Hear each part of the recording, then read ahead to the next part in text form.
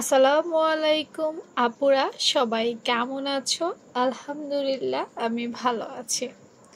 আজকে আমার আপুদের জন্য নিয়ে আসলাম 34 সাইজের সালোয়ার।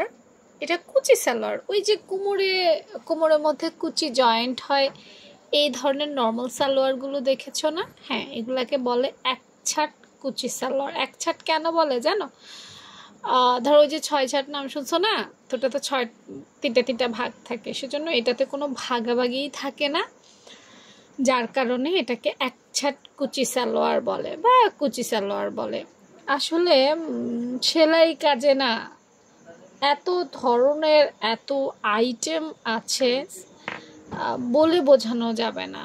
যে কোনো ডিজাইনই তুমি তৈরি করতে পারবে, একটা থেকে আরেকটা একটু আলাদা, একটু শেপ চেঞ্জ করে দিলেই হয়ে যায়।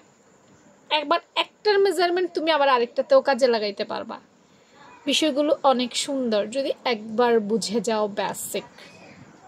আচ্ছা, তো দেখো 34 সাইজের জন্য আপু কোমর নিছি 20, কোমর যে পট্টিটা 20 মানে কিন্তু 40।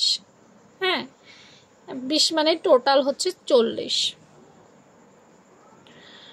ওকে, এরপর দেখো এখান থেকে এখান যেটা আপু, এটা 6 ইঞ্চি নিছি। আপু কিন্তু রাবার বা ফিতা ঘরের যে 2 ইঞ্চি সেটা নেই, অর্থাৎ তোমরা সেটা নিবা 2 ইঞ্চি। হ্যাঁ, তারপর হাই 8 ইঞ্চি। এখান থেকে এখানে হাই বলবে যে আপু ছোট না, এটা আর এটা মিলে এখানে 8 এখানে 6, তাহলে টোটাল কত হইল? এই টোটাল মিলে হচ্ছে, তা আমি 8 আর 6 14 আসে, তো হাই টোটাল 14। হ্যাঁ, তুমি চাইলে আর একটু কম বেশি দিতে পারবা।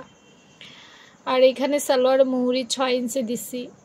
এটা তো আমরা যে কোনো সময় চেঞ্জ করতে পারবো না? কেন পারবো না? কারণ কেউ সালোয়ারের নিচের অংশটা একটু লুজ পড়তে পছন্দ করে, কেউ আছে একটু টাইট পড়তে পছন্দ করে, মানে ফিটিংস পড়তে পছন্দ করে আর কি। এটা যার যার মতো নিতে পারবো।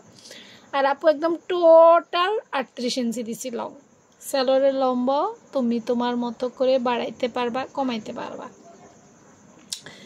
দেখো, মেজারমেন্ট বুঝতে হলে আগে বেসিক বুঝতে হবে। মেজারমেন্ট নামমাত্র একটা বিষয়, এগুলো ক্ষণে ক্ষণে চেঞ্জ করা যায়। কাস্টমারের পছন্দ অপছন্দ, সুবিধা অসুবিধা অনুযায়ী কিন্তু এগুলো চেঞ্জ করা যায়। বাট কিছু জিনিস ফিক্সড থাকে, যেমন ধরো কোমরের মাপ, সালোয়ারের ক্ষেত্রে কোমর মাপটা ফিক্সড থাকে, হাইয়ের মাপটা ফিক্সড থাকে। একদম ফিক্সড আবার ফিক্সড না, 19-20 করা যায়।